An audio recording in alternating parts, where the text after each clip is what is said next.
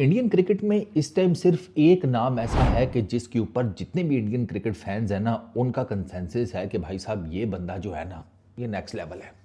आप विराट कोहली के फैंस हैं, कुछ नहीं होंगे।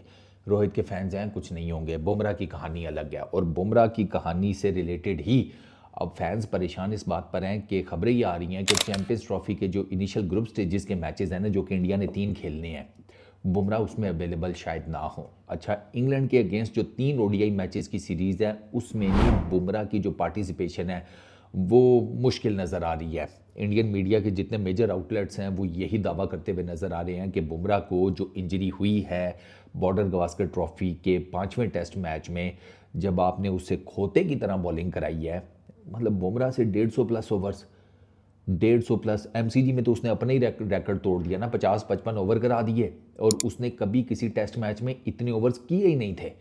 तो आपने बुमराह को दिया अंडर द हैमर, क्योंकि आपके उसके अलावा कोई आपकी टीम में परफॉर्म नहीं कर रहा था उस लेवल के ऊपर। तो आपको था कि शायद यही हमें बॉर्डर गवास्कर सीरीज़ जिता दे। ऐसे तो नहीं वो जिता पाता। और क्या कर लेता वो, 30-35 विकेटें वो ले गया, 33 टू बी एग्जैक्ट। इसके अलावा वो आपके लिए और क्या करता? 32, माजरत 32 लास्ट इनिंग्स में तो उसने बॉलिंग ही नहीं की ना, कमर ने इजाज़त ही नहीं दी। ये वही वाली कहावत है कि भाई अगर आपका मज़दूर जो है वो अपने बाजू की ताकत से दूसरी मंजिल तक ईंटें फेंक सकता है, तो उससे कभी ये ना कहो कि तीसरी मंजिल तक फेंक दो ग्रोसरी वालों, अपनी जो पुली है उसका खर्चा बचाने के लिए। ये इंडियन टीम ने यही किया, सॉरी टू से। हाँ, आपने यही किया, आपने उसको रगड़ कर रख दिया, और अब उसके बैक स्पैज़म की वजह से अब आपके घोड़े लगे पड़े हुए हैं। इंग्लैंड की सीरीज़ में ये सामने रिपोर्ट पड़ी हुई है कि भाईजान उसका जो बैक स्पैज़म है उसकी वजह से उसको बीसीसीआई ने रिपोर्ट करने का कहा है बेंगलुरु में, एनसीए कि आप नेशनल क्रिकेट एकेडमी बेंगलुरु में रिपोर्ट करें। सिलेक्टर्स वहाँ पर होंगे। 11 जनवरी को उनको फ़िटनेस की रिपोर्ट मेरा ख्याल है दे दी गई है सिलेक्टर्स को, जसप्रीत बुमराह की। उस रिपोर्ट को जस्सी से बात करके और बाकी चीज़ों को फाइनलाइज करके तो फिर वो निकालेंगे कि भाई अब जसप्रीत बुमराह को किस तरीके से हमने मैनेज करना है। तो ये वर्कलोड मैनेजमेंट पहले ही कर लेते ना।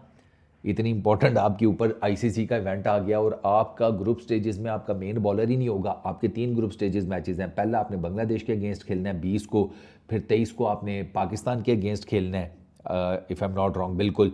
20 को बांग्लादेश के अगेंस्ट, ठीक है, 23 को पाकिस्तान के अगेंस्ट, और 2 मार्च को आपने न्यूजीलैंड के अगेंस्ट खेलना है।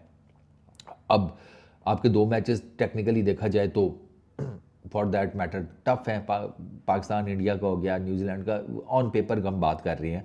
तो आपके पास बुमराह होना चाहिए था, लेकिन आप उसके बैक स्पैज़म की वजह से उसको ग्रुप स्टेजेस में नहीं खिला पाएंगे। अब आप उसको सेमीज़ में खिलाएंगे। सेमीज़ आपके जो 2 हैं वो एक 2 मार्च को, नहीं, सेमीज़ उसके बाद है ना, तो फाइनल तो 9 मार्च को है, 4 मार्च को जिसे कहते हैं स्केड्यूल्ड है सेमी। तो फिर अब आप क्या करेंगे? अब यहाँ पर आप फंस गए हैं।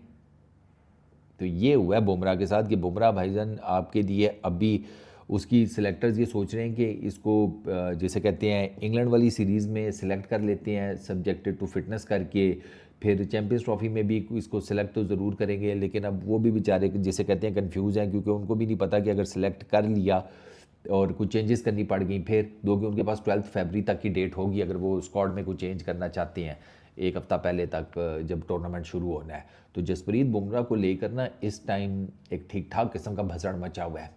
उसका बैक स्पैज़म चल रहा है, फिटनेस उसकी के आगे क्वेश्चन मार्क है। आप उसे इंग्लैंड की सीरीज़ खिलाएंगे नहीं खिलाएंगे, उसके आगे क्वेश्चन मार्क है। चैंपियंस ट्रॉफी में उसकी अवेलेबिलिटी, उसके आगे क्वेश्चन मार्क है। तो there are so many question marks in related to Jasprit Bumrah. और रीज़न क्या है कि आपने उसे, वो घोड़ा था, घोड़े की रेस में दौड़ाना चाहिए था, आपने उसे खच्चर बना दिया। आपने उसे रेसें भी दौड़वाई, आपने उसे जिसे कहते हैं मिट्टी भी आगे पीछे सुटवाई, आपने उससे ईंटें भी आगे पीछे ट्रांसपोर्ट करवाई। तो अब आप उसका हाल देख लें। तो ऐसे तो नहीं होता ना भाई। आपको पहले ही पता है उसकी फ्रेजाइल बॉडी है, उसके बैक के इश्यूज़ पहले भी चलते रहे हैं, ये कौन सा फर्स्ट टाइम है, ये तो पहले भी था। अब आप जिसे कहते हैं आ गया under the hammer Jasprit Bumrah को लेकर, वेरी अनफॉर्चुनेट। अब देखते हैं जब स्क्वाड अनाउंस होगा ओडीआई टीम का अगेंस्ट इंग्लैंड, तो उसमें जैसी आपको इन एक्शन नज़र आते हैं या नहीं। इस वीडियो में इतनी। अपना बहुत ख्याल रखना, नेक्स्ट वीडियो में मुलाकात होगी। इस आउट।